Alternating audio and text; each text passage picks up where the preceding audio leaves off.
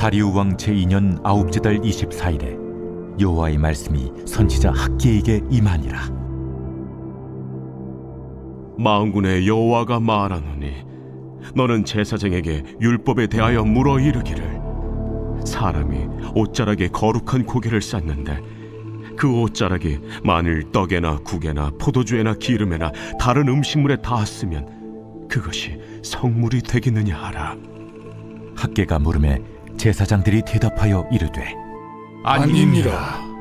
학개가 이르되 시체를 만져서 부정하여진 자가 만일 그것들 가운데 하나를 만지면 그것이 부정하겠느냐? 제사장들이 대답하여 이르되 부정하리라. 하더라.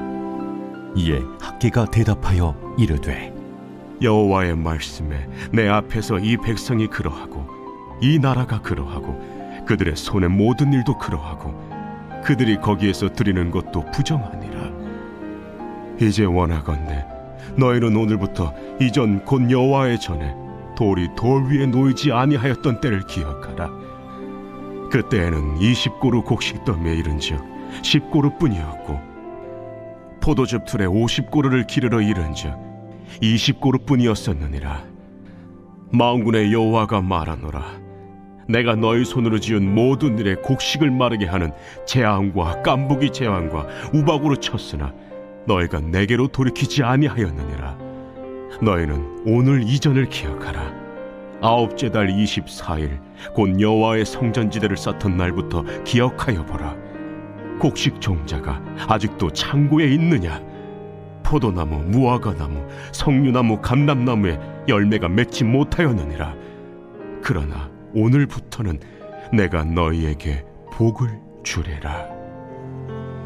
그달 24일에 여호와의 말씀이 다시 학개에게 임하니라. 너는 유다 총독 스룹바벨에게 말하여 이르라. 내가 하늘과 땅을 진동시킬 것이요 여러 왕국들의 보좌를 엎을 것이요 여러 나라의 세력을 멸할 것이요 그 병거들과 그 탄자를 엎드러뜨리리니 말과 그 탄자가 각각 그의 동료의 칼에 엎드러지리라. 만군의 여호와가 말하노라. 스알겔의 아들 내 종 스룹바벨아, 여호와가 말하노라. 그날에 내가 너를 세우고 너를 인장으로 삼으리니 이는 내가 너를 택하였음이니라. 만군의 여호와의 말이니라 하시니라. 2025년 11월 19일 수요일, 오늘은 학개 2장 10절에서 23절의 말씀을 묵상하고자 합니다. 하나님께서 서로 귀한 공동체에게 건네시는 부드러운 음성을 함께 들어보면 좋겠습니다. 성전은 다시 세워지고 있었지만 사람들의 마음은 여전히 정리가 안 된 책상처럼 여기저기 흩어져 있었습니다. 해야 할 일은 다시 시작했지만 마음의 방향은 분명하지 않았습니다. 그런데 하나님은 그들을 무섭게 몰아붙이기보다 아주 부드럽게 다가오십니다. 괜찮다. 내가 보고 있다. 그리고 너희를 다시 이어가고 있다. 그런 따뜻한 마음이 이 말씀 안에 담겨 있습니다. 오늘 우리는 그 따뜻한 손길을 따라 세 가지 묵상의 길을 걸어가 보려 합니다. 첫 번째입니다.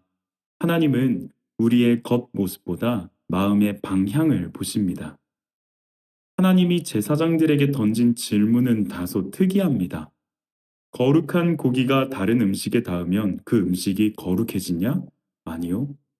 반대로 부정한 게 닿으면 그 음식은 부정해지냐? 네, 그렇습니다. 하나님은 왜 이런 질문을 하셨을까요?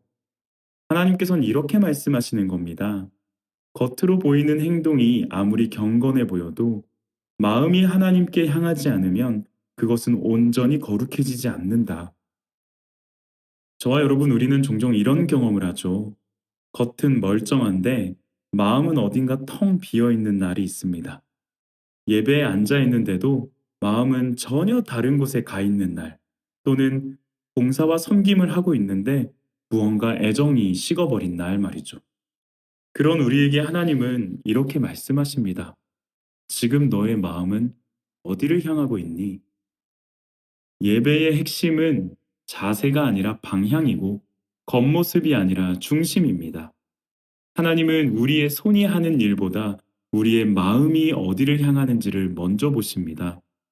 오늘 하루를 시작하면서 혹은 잠들기 전에 아주 짧게라도 이렇게 자신에게 한번 물어보면 어떨까요? 지금 내 마음은 하나님께로 향하고 있는가? 그런가 하면 두 번째입니다. 하나님은요, 완벽함보다 다시 시작하려는 마음을 더 기뻐하십니다. 이스라엘의 상황은 깔끔하지 않았습니다. 성전은 다시 짓기 시작했지만 내면은 여전히 어지럽고 태도는 흔들렸고요. 믿음도 군데군데 금이 가 있었습니다. 그런데 하나님은 그들에게 이런 말씀을 하십니다. 오늘부터는 내가 너희에게 복을 주리라. 놀랍지 않으신가요? 모든 것이 정리된 후에 하신 말씀이 아닙니다.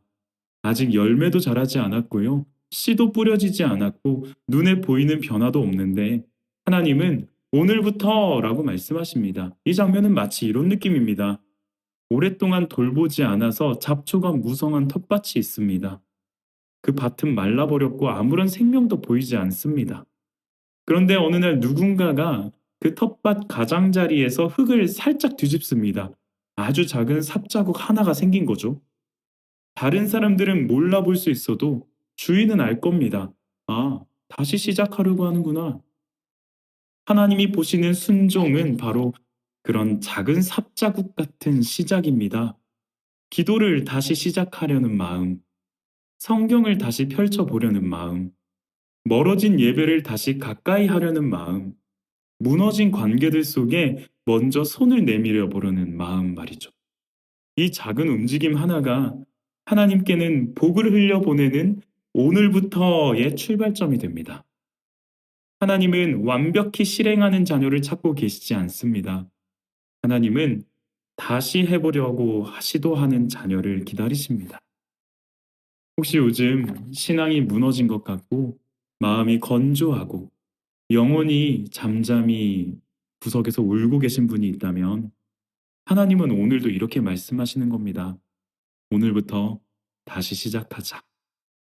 마지막입니다.